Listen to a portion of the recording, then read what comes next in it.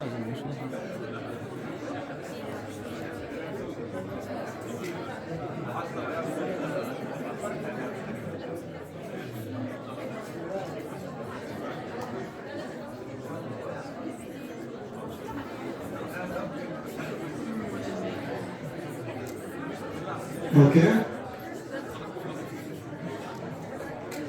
يلا هدوء ماشي الحال. ان شاء الله في 6 محاضرات عن الميكروبيولوجي of the urogenital system. 3 محاضرات منهم راح يكونوا عن urinary tract infections، و3 محاضرات عن genital tract infections. كون هاي المادة مدمج 1-1 في 3 محاضرات in person و3 online. وبدنا تحلوا الاكتيفيتيز اللي بتكون مع المحاضرة على الاي ليرنينج، لأنه هذول الاكتيفيتيز will count towards your final grade علامة واحدة. اوكي، فبمحاضرة اليوم راح ناخذ overview about urinary tract defenses and the epidemiology of urinary tract infections. So we will start with what sort of defenses we have in the urinary tract. شو رايكم من اللي درسناه عن الميكروبيوتا؟ Is the urinary tract a sterile place? Yes, mostly urine should be sterile. There should not be any bacteria that colonizes the bladder, for example. But we can have, where can we have microbiota? At the tip of the urethra. Just at the tip of the urethra we can have some microbiota. وطبعا الشغلة مش يعني clear cut في أو ما في.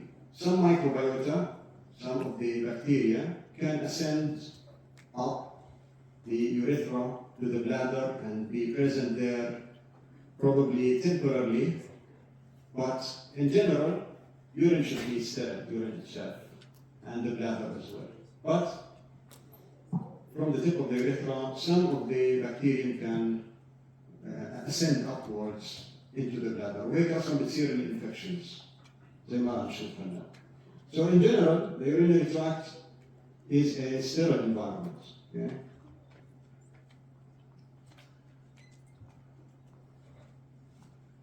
And what keeps it sterile are several defenses we have at the urinary tract. One of them is the flow of urine. The flow of urine can help push out the bacteria that might attach to the urethra and ascend up to the bladder. Physically,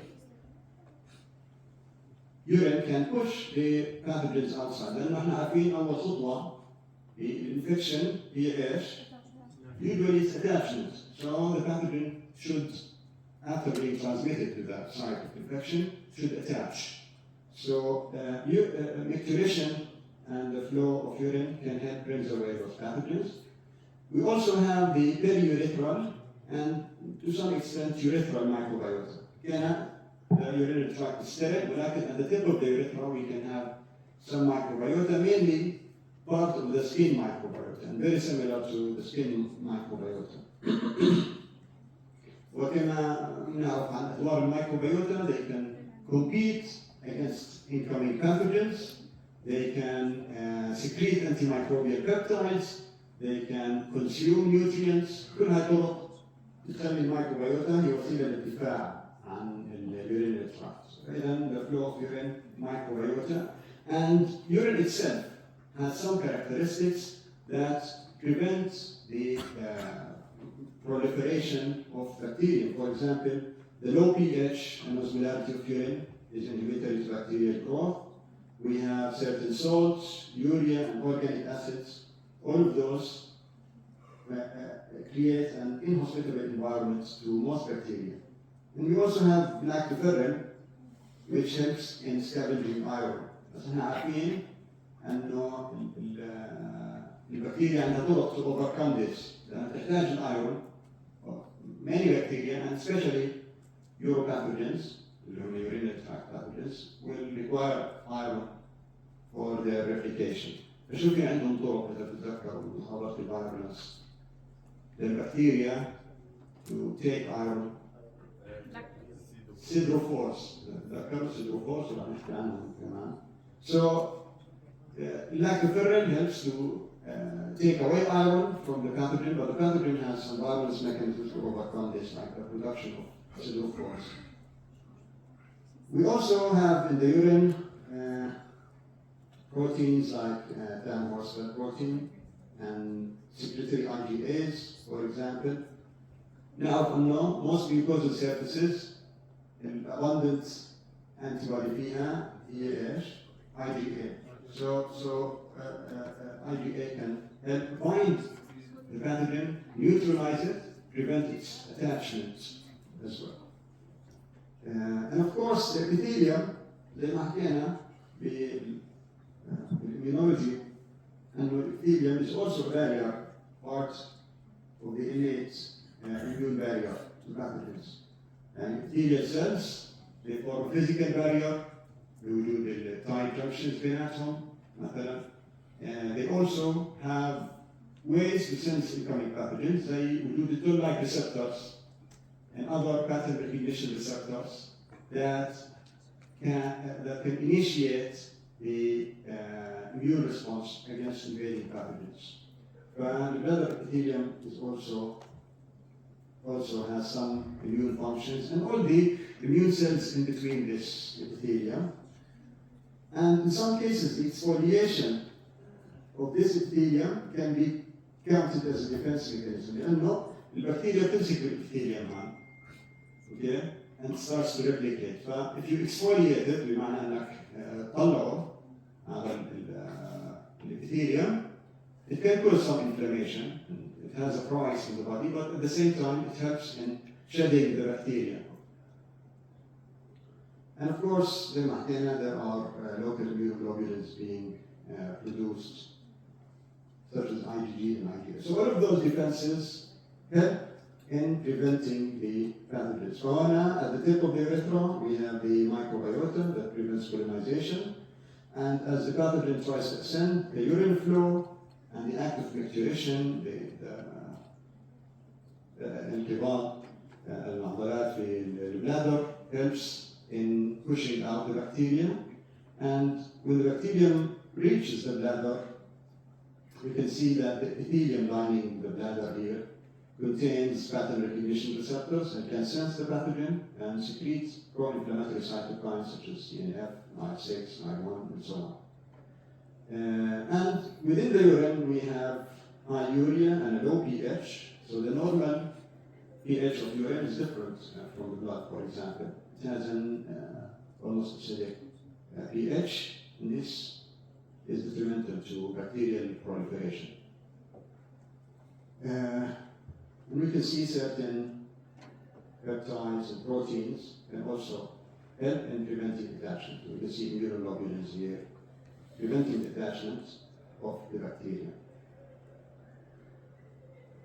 Okay, so how does bacteria overcome this?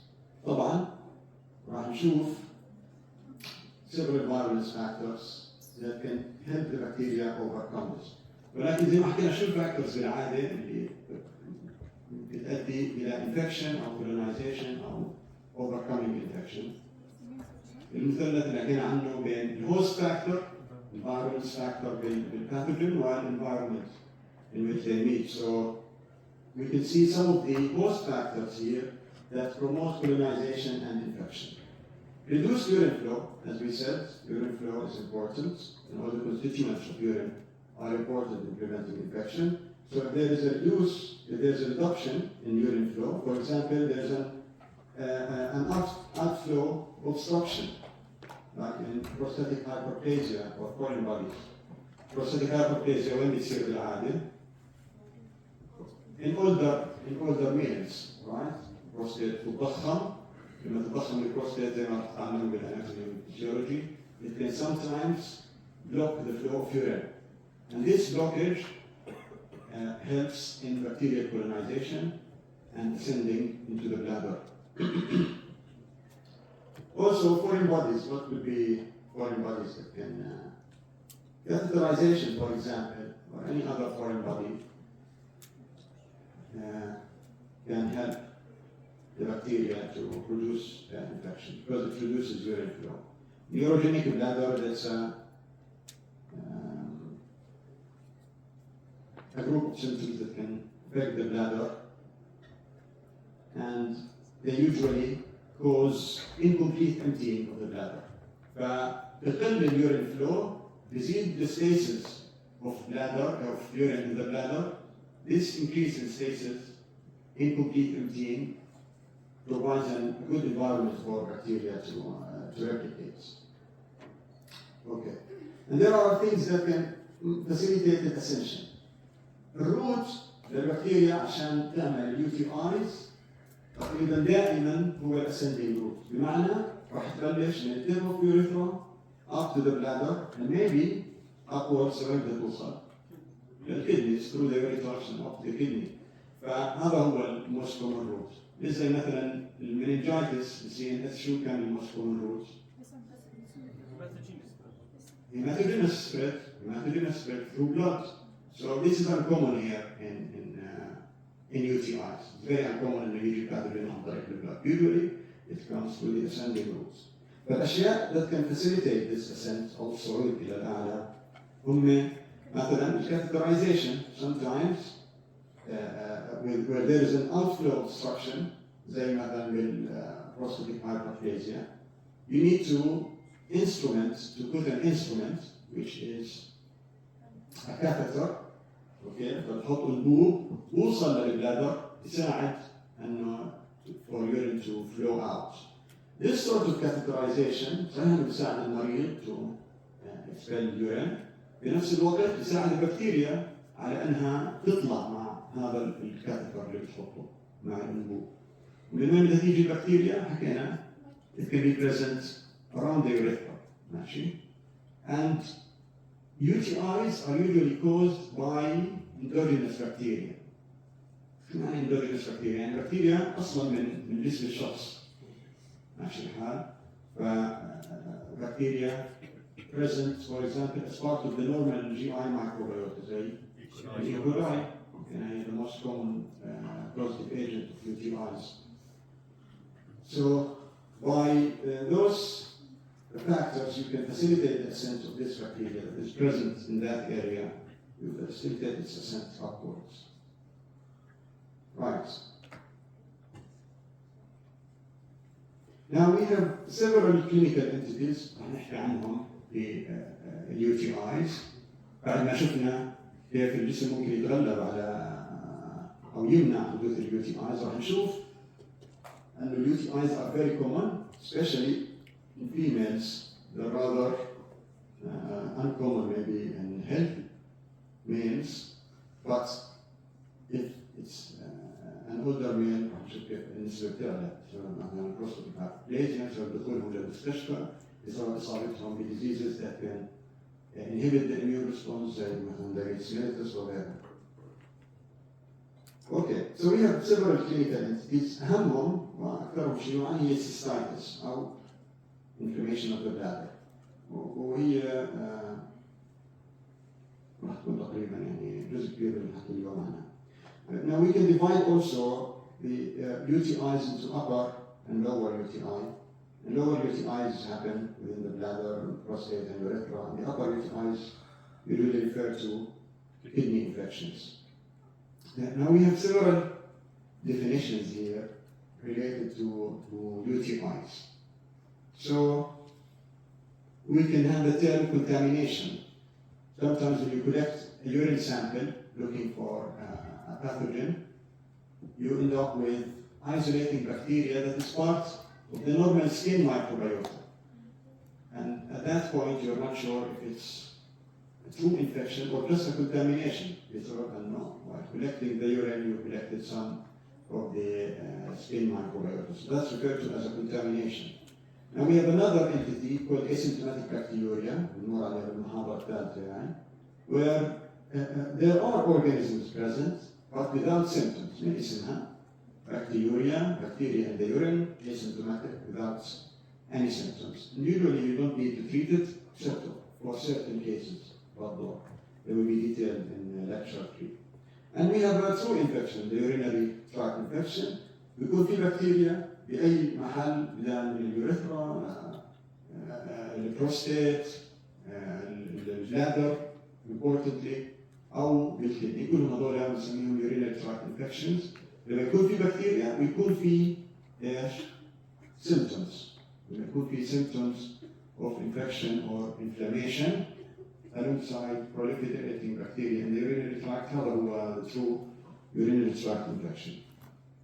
Now, برضه ممكن يقسموا urinary tract infections لأسماء كلها لها علاقة برضه بالمانجمنت للمرضى وشو الانتيبيوتكس اللي راح تنوصف وهكذا. And we have uncomplicated UTIs. بشكل عام هي UTIs, the most common form of UTI, the ones that happen in healthy females, in healthy childbearing females. يسموهم uncomplicated لأنه علاجهم straightforward وبالعادة تشخيصهم كمان straightforward. فبسموهم uncomplicated UTIs وبالعادة بتقلل complications لهم هيك. وبصراحة لسه المصطلح شوي معون معنى uncomplicated UTI. بس in general لما تسمعوه حاليا in clinical practice هو يعني UTI in a healthy female. أي شيء غير هيك تقريبا تعطيه اسم complicated UTI. فمثلا UTIs that happen in men are uncommon. There's usually an underlying reason for them to happen. زي مثلا prostate hyperplasia blocking the flow of urine, or maybe stones, kidney stones, urethral stones. All of those can increase this, and then it becomes a complicated UTI. If there are factors associated with increasing colonization and decreasing the efficacy of antibiotic, we refer to those as complicated UTIs. بالمختصر أي شيء غير healthy childbearing age female is usually referred to as a complicated UTI.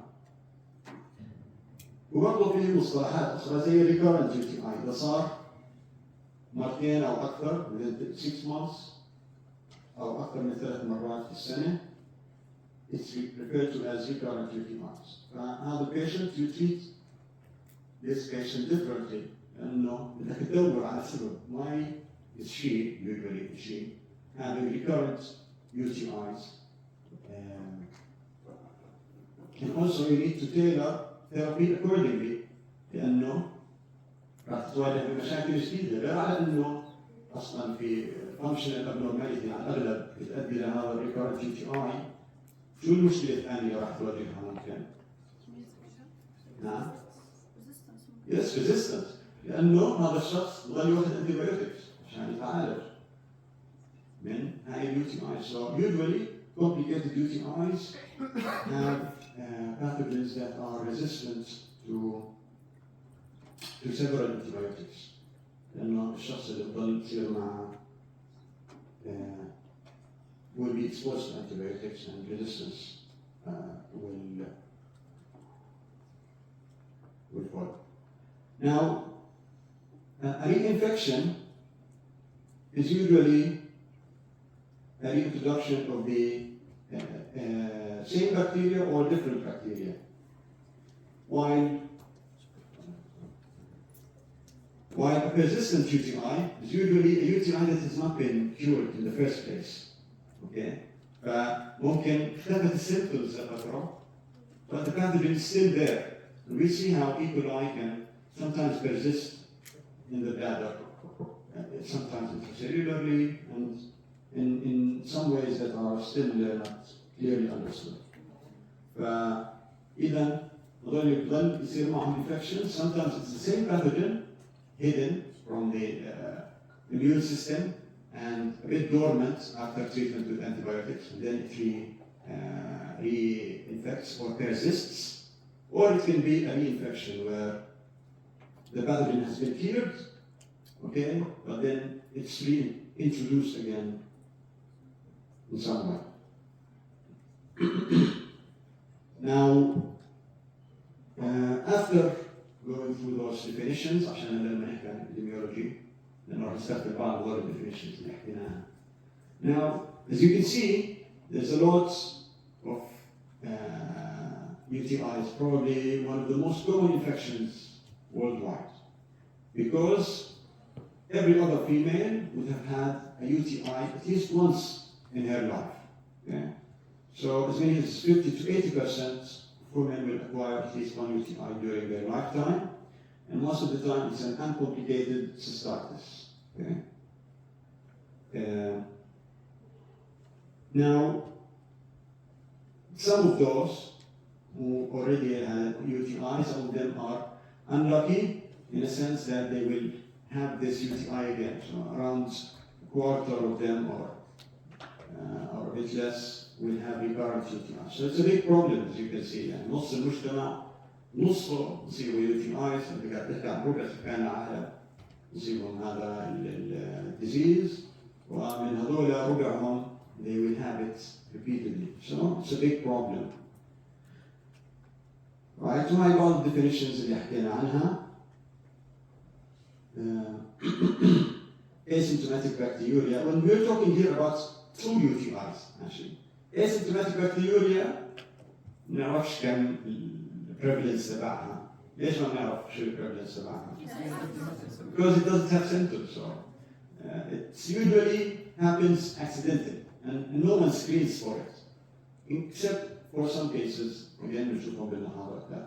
Usually, if there's a reason. For example, a pregnant woman with asymptomatic is screened for the presence of bacteria in the urine or asymptomatic bacteriuria, because it can affect the delivery. It can lead to abortion, preterm delivery, and so many other complications related to pregnancy. So there you can screen for asymptomatic bacteriuria. But the general population, حتى لو حدا مثلا أعطى urine sample for whatever cause ما كانش عنده symptoms ولقوا فيها bacteria, usually you don't treat it. Male or female, usually it's not treated. Except in the cases of a pregnant female, أو إذا بيعملوا هذا اليورين culture testing قبل عملية بالurinary tract. But then it becomes dangerous to have bacteria in the urine before an operation in the urinary tract. So then you screen for presence of bacteria in the urine or bacteria. Okay. Now, غير عنها common بالcommunity, برضه common بالمستشفى. Probably the most common infection in the hospital environment. Why is that? غير عنها common أصلاً بسبب وجود الكاثيترز، وجود هذا الانسترومنتيشن اللي بالعاده يزيد ريسك اليو تي اي. زي مثلا اكثر الناس اللي بيكونوا بالاي سي يو بيقدروش يفوتوا على الحمام. Okay, they're bedridden most of the time. So how would they expel the urine? You usually need to put a catheter, and this catheter it helps in the ascension of the bacteria, and زي ما نتذكر كمان غير على انه it helps in the bacteria ascending. How else does it help in the infection persisting? Biofilm? Yes, through biofilm production. لأنه this plastic tube is something that a non-biological surface that bacteria can stick to, form biofilm, and persist. Right. حكينا بالعادة الانفكشنز اليو تي اي are endogenous من الشخص نفسه، ولكن بالكورتي or catheter associated urinary tract infections, sometimes it could be from the healthcare worker. So the person handling the instrumentation can contaminate it with their hands if they don't follow aseptic techniques. Okay? Now let's look at the incidence of urinary tract infections according to age and sex. We can see most of the lifetime of the female, she has a much higher risk than males. So you can see that females have a much higher risk compared to males, so 10 to 1, 30 to 1, 50 to 1, during most of their lifetime. But in neonates, the ratio is quite close, like 1.5 to 1%. And also in the geriatric population, احنا عرجنا على بعض هاي الأسباب. ليش بالneonates؟ ممكن. بالneonates, they can have some congenital abnormalities that are equally distributed between males and females that can increase the risk of UTIs. That's one of the reasons. طبعا, the presence of fecal material around the perineum is common for neonates, right? So, it increases the risk of UTI. And in the geriatric population, how about the geriatric? شو الجeriatrics يعني؟ كبار السن, مثلا about 65. Why is it comparable? ترجع بالنسبة لأنه حكينا في فاكتورز بتصير عندهم زي البروستاتيك هايبربليجيا، immune deficiency وغيرها ترفع من نسبة UTIs عند الميلز. Okay. Now let's see the etiology of UTI. شو رأيكم هذا 75% هاي أو 65% بين الباثوجينز اللي بتسبب UTI؟ Of course E.COLI ما نسميها Uropathogenic E.COLI لأنه حكينا E.COLI بتسوي مجموعة من الديزيزز. شو شيء common غير UTI؟ Yes, travelers diarrhea is also one of the most common causes of travelers diarrhea. So, diarrheal diseases in general, في منها أنواع مختلفة, Shiga toxin producing E.COLI, enteropathogenic, enterohemorrhagic E.COLI, and so on. An important pathogen in diarrheal diseases, and also an important pathogen in bloodstream infections. Pathogen commonly بيسوي UTIs, so UTIs with hospitalized patients. فتتوقع what follows is that it's a common pathogen that causes bloodstream infections. Right. ونشوف تقسيمة complicated والuncomplicated. من الأشياء اللي بتفرق بالuncomplicated هون أنه usually there is more E.COLI and less of the other pathogens. But in complicated UTIs, we see a bigger representation of other pathogens, especially مثلا Enterococcus species, Enterococcus faecalis مثلا, Enterococcus faecalis forms a large part of fecal material, and so it can be present in the perineum. Through instrumentation, it can descend up the ureter, so زي ما حكينا, it's good at forming biofilms, and it is resistant to several antibiotics. So that's another thing to consider with complicated UTI. Management راح تكون غير, مرات الباثوجين بيكون غير, يعني في احتمالية أكبر إنه يكون الباثوجين non-E.COLI pathogen. طيب غير urinary pathogenic E.COLI, شو هاي السبيشيز البكتيريا؟ Klibsiella kneumonie. Klibsiella kneumonie is part of the Enterobacteriaceae مع E.COLI, شجلة سالمونيلا وغيرها. وهي إذا تتذكروا is an important hospital acquired infection وجزء من إذا مر عليكم escape pathogens. مر عليكم صار escape pathogens هلا بنشوفه في سلايد. هم مجموعة من pathogens that are resistant to antibiotics. They have a high antimicrobial resistant traits. Uropathogenic E.COLI, Klibsiella kneumonie, وباللون الأخضر Enterococcus species. They are also part of the escape pathogens. So those four majority, and then we have Staphylococcus saprophyticus, part of the normal skin microbiota. Group B, Streptococci in some cases, although it's rare, but they screen for it, especially in pregnant women, because it can lead to complications in neonatal meningitis. And then we have also other non-bacterial causes, زي مثلا Candida, especially Candida albicans, can be isolated بالurine, بس ما حد بيعرف شو الحل يعني? Should we treat it or not? Because it can be present in urine as a contamination, okay? Especially in females. Candida colonizes the vaginal tract and the urethra opens there, so it could be a contamination. But the literature around candiduria, or the presence of candida in urine, should be treated when still undecided. Now, نشوف بعض risk factors for complicated UTI اللي حكيناهم indwelling catheters, immune suppression, we'll see. Immune suppression تحتيا طريقة diabetes mellitus فئة مهمة تصير مع UTIs. Urinary tract abnormalities مثلا إذا في obstruction معين بالurine flow أو there's vesico-urethral reflux بمعنى إنه the bladder does not come completely empty and some of the urine flows back into the urethra, and antibiotic exposure because it predisposes to having resistant infections. The uncomplicated UTI يعني كلمة risk factors خطأ.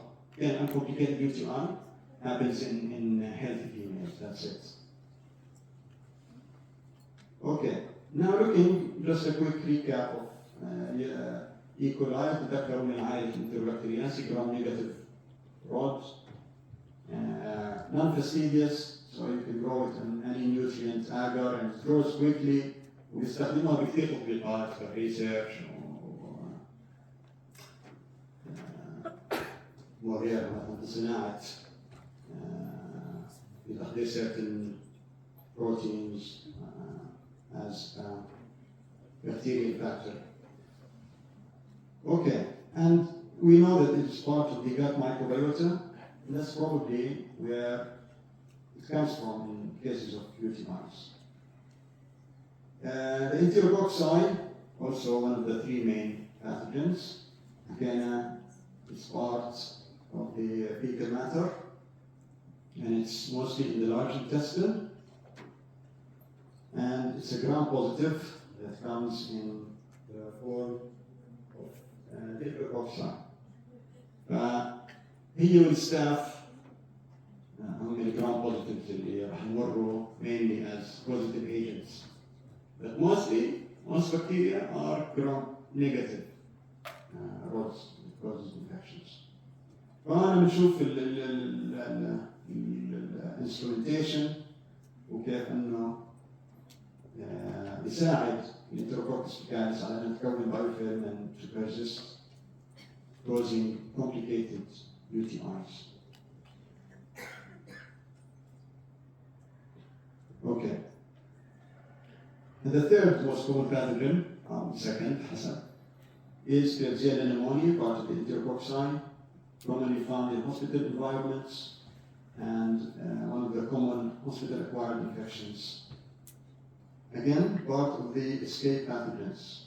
Other Proteus mirabilis, less common, also part of the Enterobacteriaceae, العائلة. نحن شايفين أنه أكثرية الباثوجينز من Enterobacteriaceae, E.COLI, Klibsiella, and Proteus. Now, Proteus is also gram-negative rods, has urease. Most Enterobacterials have urease, by the way. But this one is more commonly associated with urinary stones. لأنه حكينا low pH التذكر تبعت اليورين is detrimental to bacterial growth. So many of those Enterobacteriaceae, and especially Proteus mirabilis, produces urease. And urease breaks down urea, and and the ammonia, and it can change the pH of the urine, increasing it. Okay? And this increase in urine pH will increase the chance that certain calcium and magnesium ions will precipitate and form the start of a urinary stone. Infection of the UTI is one of the predisposing factors for a certain type of stones, especially strombite and hepatitis stones. Okay, فإذا بنشوف أنه عدد من هذول الباثوجنز اللي شفناهم are part of the escape pathogens. Like E for E.COLI, part of the northern flora and can infect the urinary tract, in some cases the respiratory tract, and also important part of bloodstream infections, staph, Klibsiella kneumonie, hospital acquired. Acinetobacter baumannii is also an important pathogen, resistant to most antibiotics known to us. ولكنها بالعادة يعني بس بتكون بالاي سي يوز وهي من ضمن اليو تي ايز is less common cause. مش زي مثلا الايكولاي والكليبسيلا والانتيروكوكس. شايفين تقريبا كل الباثوجنز اللي ممكن يصيبوا اليورينري تراكت هم موجودين بهالليسته تبعت الاسكيب باثوجنز. هذول الاسكيب باثوجنز نعطيهم هذا الاكرونيم عشان نتذكر ان هذول الباثوجنز are resistant to several antibiotics. And many of them can be classified as multi-drug resistant. بالعادة هذا المصطلح multi-drug resistant بنعطى pathogens that are resistant to I think 3 antibiotic classes or more, and it should be acquired resistant, not natural resistant, not resistance. And now other gram-negatives are naturally resistant to some antibiotics. Okay. Now, بعد ما تعرفنا على epidemiology and etiological causes of UTIs, we can look at some of the virulence factors in those etiological cases. So, for example, we have fibria, which facilitates the first part of the infection, which is the attachment part. We have flagella to help it swim upstream, لأنه كان ascending route مهم. Certain toxins to overcome the epithelial cells and the immune cells that are found within the bladder epithelium. And acidophores for chelating iron, which is important for bacterial growth. And many of them also have capsule, which, as we said previously, is شو وظيفة الأساسية الكبسول؟ Antiphagocytic. So it decreases the effect of opsonins on the bacteria and subsequently leads to a decrease in phagocytosis. So with those 3 factors, بيجوا من الhost ومن الorganism or environment, we can have a clinical entity that is UTI. وهنا بنشوف برضه شكل عن bacterial attributes that can help in causing upper UTI اللي يصير بالكدني أو lower UTI اللي يصير بالبلادر أو اليوريثرا أو the prostate, and some of the host factors that can facilitate the infection as well. زي مثلا foreign bodies, renal calculi, you can consider them a foreign body لأنهم بيتشكلوا بالجسم يعني. فمثلا الستونز تقلل الفلو بيزيدوا الريسك. الريفلكس زي ما حكينا مثلا congenital abnormalities بالفالفز اللي هون can also increase the risk for upper UTIs. Some tumors that prevent the flow of urine, and then some neurological problems that can a neurogenic bladder, incomplete emptying, stasis of urine, and then infection. And the reason, of course, in females, why there's a very big difference in the prevalence of UTIs, it's thought to be the shorter urethra in women. The shorter urethra facilitates the ascension of those endogenous bacteria. Now, we can look more closely at the pathophysiology. Pathogenic E.COLI, probably from the perineal area, part of the gut microbiota.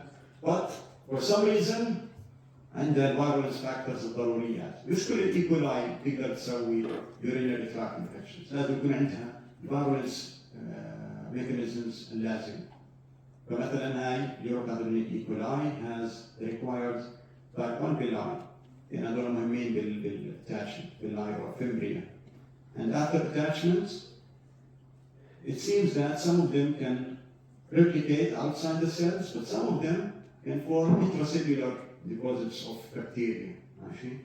فهذا اللي يبدو يحميهم من اليورين وكل المشاكل اللي حكيناها او الدفاعات عفوا اللي موجوده باليورين يكونوا محميين منها.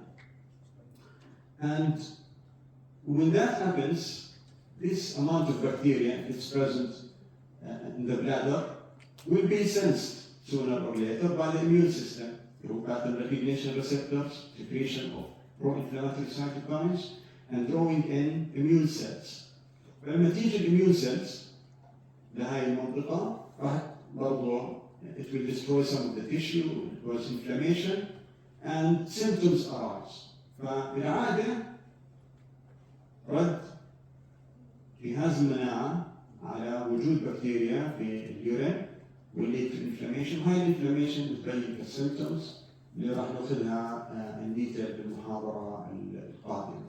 بس it's important to know this figure also لأنه بيساعدنا الفهم شو التستات اللي نعملها لاحقا عشان نميز إذا في UTI أو لا. مثلا ممكن نطلع على certain enzymes produced by white blood cells. Yeah.